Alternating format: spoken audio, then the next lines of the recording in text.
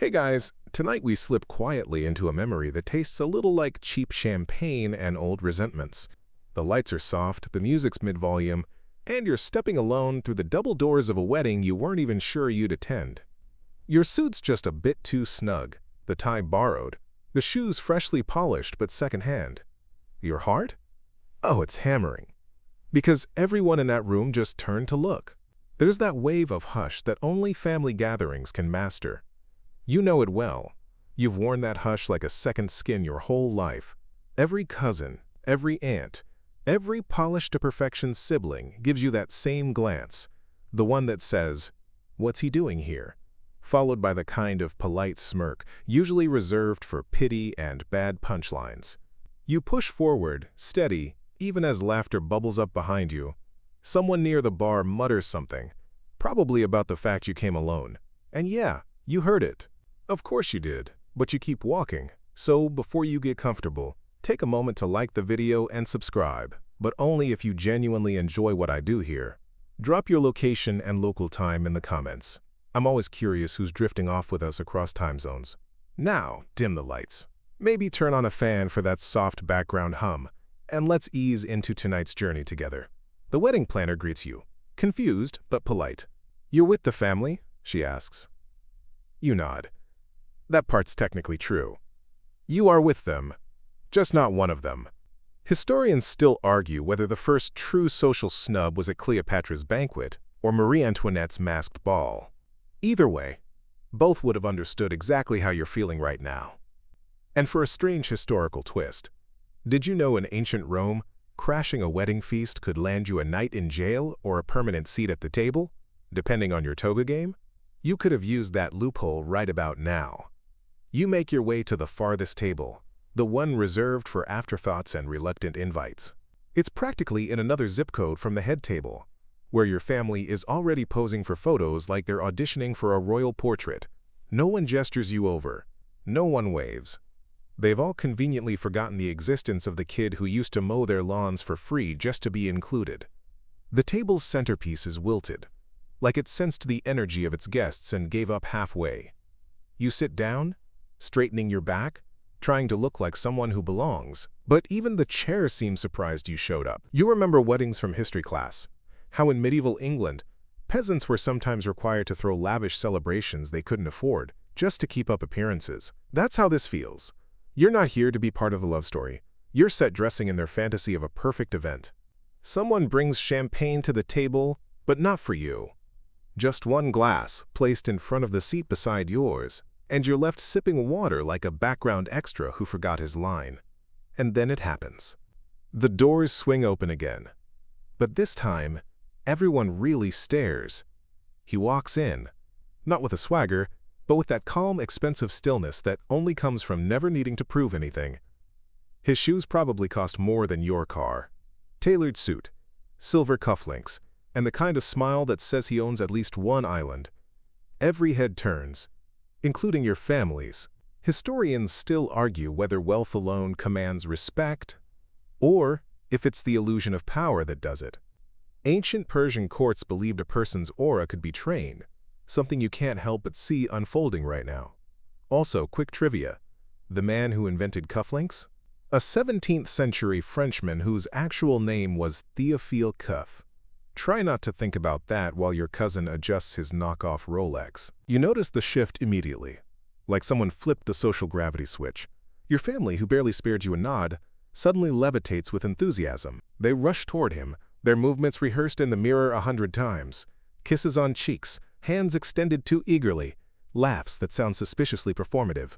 And you're still at the wilted flower table, nursing warm water, while they orbit this man like he's the sun, and their cold little moons trying to thaw. He barely reacts, just offers a pleasant nod, that practiced smile again. The kind of smile people in power learn early. Gentle, but unreadable. You don't recognize him, but your mother certainly does. She's adjusting her necklace like it's auditioning for a close-up. And then the kicker. Your cousin, the one who once tripped you into a sandbox and blamed the dog, turns and waves at you. Winks. Motions you over like this is your moment too. You're confused for a second. Is this some kind of joke? but you walk over because you're tired of playing invisible. The air around him smells faintly of sandalwood and unreadable bank statements. As you approach, he looks at you, and here's the twist. He recognizes you. "Ah," he says, extending a hand. "You must be the one who saved my sister's company." You freeze.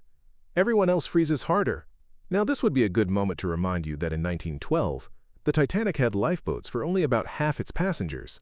Not because of space, but because regulations didn't require more. Kind of like how families sometimes don't make room for everyone, even when they could. Also, historians still debate whether Cleopatra actually spoke 9 languages or whether her PR team just invented that. Either way, right now, you're suddenly fluent in surprise. And yeah, random tidbit. That awkward silence you're all frozen in? The Japanese actually have a word for it. Ma. It means the space between moments. You're standing in it now. You don't even remember shaking his hand. Just the sensation of warmth. And everyone around you recalculating their expressions like glitching robots trying to reroute their social GPS.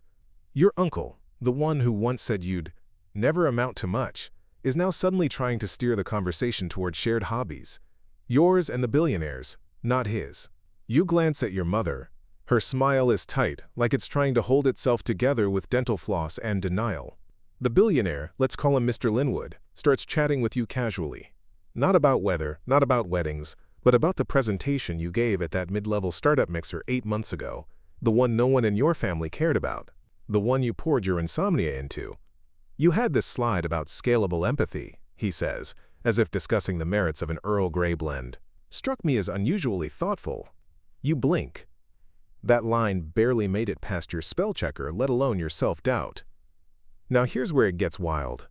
In 14th century Europe, there was a custom where guests would present symbolic gifts at weddings, sometimes weapons, as gestures of loyalty. Right now, your mere presence is a weapon of social upheaval. Your cousin whispers to another, "I didn't know they were close." They aren't. You aren't. At least, not yet. But no one else has to know that. And here's a quirky historical nugget. When Napoleon escaped from Elba, people acted like they'd always supported him, even though most had just finished bad-mouthing him. Human loyalty, it turns out, can pivot faster than a cat falling off a counter. Historians still argue whether loyalty itself is learned or transactional. Tonight, it's looking like option B. The small talk swells around you, but Mr. Linwood keeps pulling you back into the center, as if to say, you're not background anymore. You try not to look smug as Mr. Linwood loops his arm through yours, steering you toward the canapé table like an old friend. Suddenly, you're not just in the room. You're part of the gravitational center. People you haven't spoken to in years are now beaming at you like you invented electricity and forgiveness. One of your aunts, the one who once snidely asked if you were still trying to do that tech thing, pats your shoulder and coos. "We always knew you'd do well." You nearly choke on your mini quiche. Mr. Linwood laughs softly. "I've seen gold diggers with less hustle," he murmurs. "Just for you." And you stifle a grin. Now here's your brain juggling 2 thoughts at once. 1. This man is rich enough to buy the hotel twice before breakfast. 2. He remembers your name and ideas. That's rarer than Cleopatra's perfume recipe, which, incidentally, was rumored to contain crushed pearls and saffron, historical decadence at its peak. You pass your father, standing in a huddle with your brothers. He eyes Mr. Linwood, then you, then back at his drink, which he suddenly drains a little too fast. You half expect him to ask you what the guy wants, as if you're a handler at a zoo. By the way, in the court of Emperor Augustus there was this thing called amicitia, a network of strategic friendships meant to flex influence. That's exactly what tonight feels like. Except instead of toga-clad senators, it's wedding guests with credit card debt and fragile egos. Historians still argue whether those Roman alliances were truly about honor or just survival. You're starting to suspect your family's sudden kindness has less to do with affection and more to do with self-preservation. The music shifts, something slow and orchestral, like it's time for a cinematic reveal. Mr. Linwood excuses himself briefly to take a call, leaving you standing by the wine fountain with a plate of shrimp skewers and 1,000 eyes suddenly trying not to look your way. Your cousin Tim, who once posted a meme about grind culture and tagged you ironically, now hovers nearby, awkwardly swirling his drink. "So, you and Linwood go way back?" he asks, voice cracking like it's puberty all over again. You shrug. He liked a pitch I gave. Guess we stayed in touch. That simple line lands like a grenade. Conversations pause. The bride's college friend, who had politely ignored you all night, suddenly sidles up to compliment your blazer. It's off the rack. You got it during a clearance sale. She doesn't need to know that.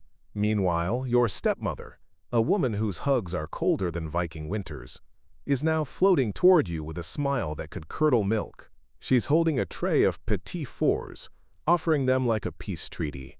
You take one, nod politely, then drop it into a napkin when she turns away. And here's a wild thought. In 18th century France, nobles at Versailles would gossip for months over who sat next to whom at a dinner. Placement equaled power. Today, standing next to a billionaire at the open bar apparently makes you Versailles adjacent. Funny, right? Historians still argue whether the strict etiquette of Versailles was a tool for order or just organized cruelty. You're starting to feel the same about weddings. Rigid roles, fake smiles, all draped in flowers. But then, from across the room, you spot your sister. Real smile, real eyes, real warmth. And you remember, you didn't come here for them. You came to support her. That part never changed. The speeches begin, and the atmosphere shifts again. You retreat to your corner, letting the wine hum quietly in your bloodstream while the bride's father, your uncle, grabs the mic with a self-important cough.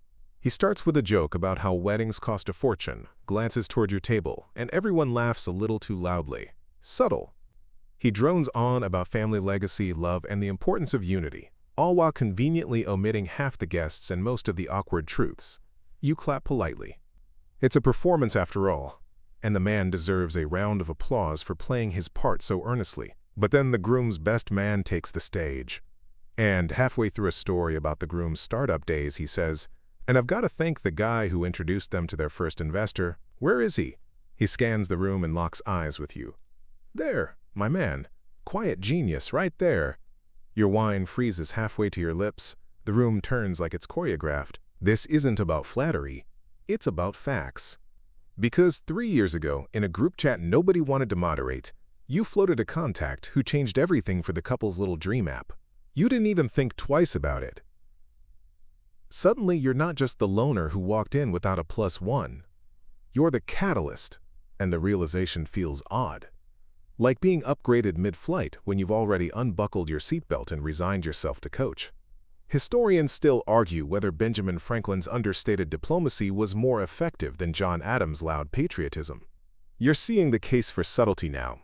Chess over checkers, ripple over splash. Still, you keep your face neutral, your hands steady. Let the story spread without your help. Let the whispers churn on their own. After the toast, the energy lifts again. People start dancing. The DJ spins something vaguely nostalgic, and a line forms at the open bar.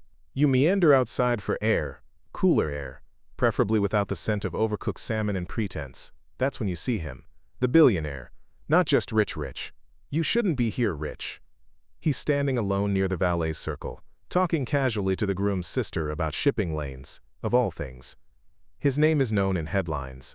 Your aunt once said he could buy the moon if it ever went up for auction. And here's the kicker. You know him, or at least you met him. Years ago, at a low-stakes tech demo in Palo Alto. You cracked a joke about cold brew and battery life, and he laughed. Genuinely. You exchanged business cards. Then life went on, but apparently he didn't forget you. Because when he spots you walking down the garden path, shoulders loose, tie undone, his face lights up. "Didn't expect to see you here," he says, stepping over with an easy grin. Now the conversation stalls inside. Curious eyes peer through the glass. People shift. Someone whispers, "You two talk like old friends." No pomp, no flash. He asks what you've been working on. You shrug, offer a few vague details, and he nods like you're building cathedrals in the desert. The moment stretches. Not heavy, but deliberate. Fun fact. Napoleon once offered a job to a scientist he met by chance after an offhand remark about pyramids. Historians still argue whether it was strategic brilliance or pure coincidence. Right now, your own moment feels like both. Eventually, he says something quietly, "Just for you." And when he walks inside with you beside him, the entire wedding seems to recalibrate.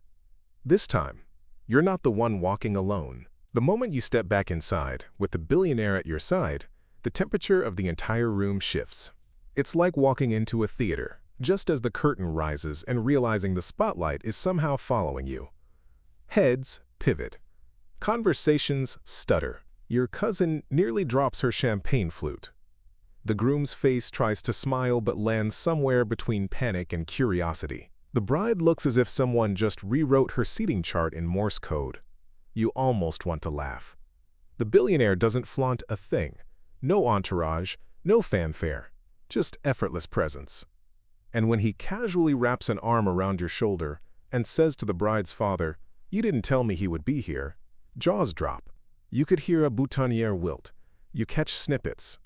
How do they know each other? Is that the guy from the Forbes cover? Wait, didn't she say he was a joke? You glide past your family table. The ones who snickered earlier now stare, straining their necks to hear every syllable. Someone fumbles with their phone, discreetly Googling your name. It's half absurd, half divine. Dinner resumes, but it's not the same. You're invited to the head table now, just for a quick chat, but long enough to get noticed. Your uncle tries to make a joke. Tries, but fumbles the delivery. You nod, gracious, cool. It's fascinating, really. During the Renaissance, a single endorsement from a noble could catapult an artist from obscurity to immortality. Historians still debate whether merit or proximity to power shaped legacies more. Tonight, you're getting a first-hand reminder. You don't rub it in. You don't have to. Their laughter from before is now silence laced with regret, and you're not even done yet. You settle into your seat at the head table, the champagne bubbles tickling your nose as you watch your family's expressions flicker like a faulty neon sign. The billionaire, calm and collected, leans in with a casual comment about the vintage wine, effortlessly drawing the bride's father into conversation. You smile slightly, savoring the subtle shift in power. No raised voices, no dramatic declarations, just a quiet recalibration of respect. It's funny how the smallest details can carry the heaviest weight. You remember reading that in Victorian England, a well-placed social introduction could make or break a person's future. Today, you're living proof of how status whispers louder than any shout. Somewhere in the background, your cousin glances your way, eyes wide, mouth slightly agape. The silent apology you've waited years to see. The billionaire's stories are polished yet genuine, his laughter warm, the kind that fills a room without demanding it. Historians still argue whether charisma or wealth shapes a legacy more, but tonight, it's clear that the two combined are a formidable force. You lean back, sipping your drink, feeling oddly serene. Your family, once dismissive, now treads lightly. The invisible barriers are falling, piece by piece. You don't gloat. You let the silence speak. The awkward glances, the subtle shifts in conversation. You know the game's changed, and you're holding the new rules. But beneath the calm exterior, you plan the next move. This isn't just about tonight's surprise appearance. It's about reclaiming your place, quietly, deliberately, like a shadow growing longer at sunset. The story isn't over yet, and the best part? They never saw it coming. The music swells again, a slow dance number filling the air like a gentle tide pulling at your nerves.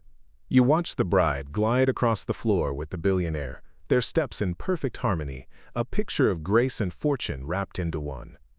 Your family's smiles are tighter now, a little forced, like they're trying to pretend this isn't the moment they feared.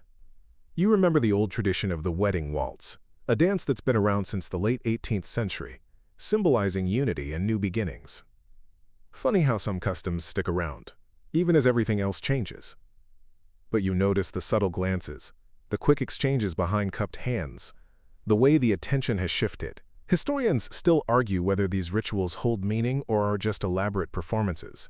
But tonight, it feels like the stage is yours, even if you're only a silent observer. Your eyes meet your mother's briefly. She looks away quickly, caught off guard by the confidence you never thought you'd reclaim. It's a silent acknowledgement, an unspoken truce, or maybe a small defeat. You let the moment settle like dust, not rushing to fill the silence. You've learned that sometimes the quietest victories hit the hardest. The billionaire's presence has changed everything, But you remind yourself this isn't about money or status. It's about being seen, about the respect that was denied for too long. And as the dance ends, applause ripples through the room, but your eyes are fixed on the subtle power shift, the unspoken message: you are no longer invisible. You slip out quietly, the air outside cooler, sharper. The night wraps around you like a cloak as you breathe in the city's hum, distant car horns, and faint chatter drifting from the reception. The billionaire had stayed only briefly after the dance, leaving as unexpectedly as he arrived. Like a plot twist nobody saw coming. You can almost hear the whispers trailing him, the way he disrupted the night's carefully woven script. There's a curious historical fact about weddings. In Victorian England, guests sometimes left notes for the bride and groom after the ceremony, kind of like today's digital guest books. Only back then it was all about etiquette and proper prose. You wonder if your family is penning their own silent notes, regrets, judgments, or maybe a little envy behind their forced smiles. You pull your coat tighter and think about the odd quirks that make life interesting, like how some people believe that if a bride drops her bouquet, it means bad luck or heartbreak ahead. You chuckle softly to yourself, considering whether your own luck has just started to turn, or if this is all just a cruel coincidence.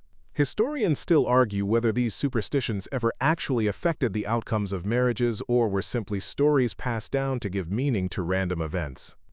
As you stand there, alone but not lonely, you realize this moment isn't about proving anything to your family or even to yourself. It's about understanding that sometimes walking away is the strongest thing you can do. The night feels full of possibilities, and for once, the future looks like it might hold something better than the past. The next morning, the silence at home is heavier than any words.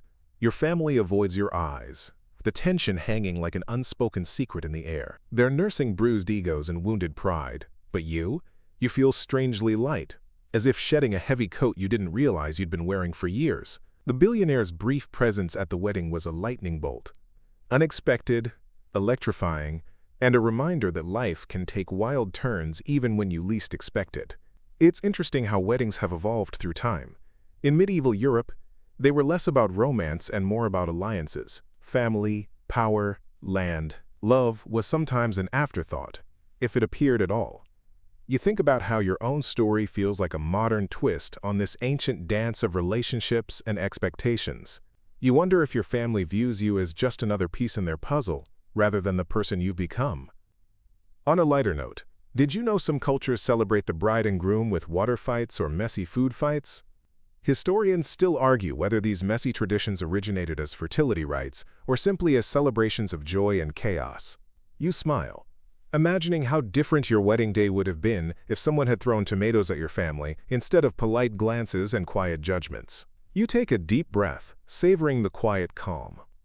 Revenge might be tempting, but you decide there's power in patience and letting time unfold the story on its own. The billionaire may be gone, but his impact lingers like a secret melody beneath the noise of everyday life. Days pass, and you settle into the new rhythm your family never saw coming. They whisper behind closed doors, casting sideways glances your way, but you're untouchable now, like a ghost who stepped out of the shadows. You notice how they treat you differently, as if suddenly you're a puzzle piece that doesn't quite fit but somehow completes the picture. The billionaire's visit was a catalyst, a jolt to their cozy assumptions, and you watch quietly as the dynamics shift.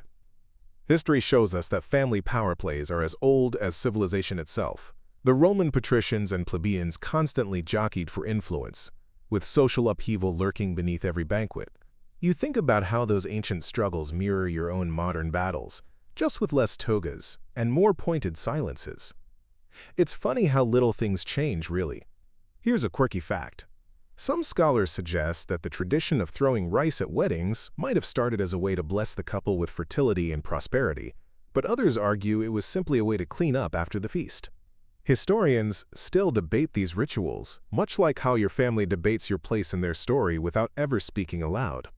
You smile to yourself, thinking about how you used to crave their approval like air, but now you're breathing freely, even if they're still holding their breath. The billionaire might have walked out of your wedding, but he left behind a spark, a reminder that your life is yours to command, no matter how loudly others try to drown out your voice. Now, you sit back and watch the final act unfold, quietly savoring the irony of it all. Your family, once so sure of their place, now dance around you with hesitation. You remember how, not so long ago, you were the punchline at every gathering, the outsider at every table. But tonight, as the last guest leaves and the lights dim low, you feel a calm power settle inside you, steady and unshakable. Think about how the medieval courts worked. Alliances built on marriages, wealth, and whispered promises. Power was never just about the loudest voice, but the quietest influence behind the throne. You realize your own subtle victory mirrors those ancient games, except now you write your own rules. Here's a strange tidbit. Some royal weddings in history included secret symbolic acts only the closest confidants understood, signaling power shifts and alliances. Historians still argue whether those hidden messages ever really changed the course of kingdoms or were just elaborate theatrics. You feel like you're living your own secret signal, one that only you fully grasp. As you stand and leave, the bill still burning a little in your pocket, you don't need to say a word. The silence is louder than any shout. It's the end of one story, but the beginning of a new one, your story, and it's one no one else gets to control. You step into the night, feeling lighter than you have in years. The world outside is vast, full of possibilities, and tonight, you are free.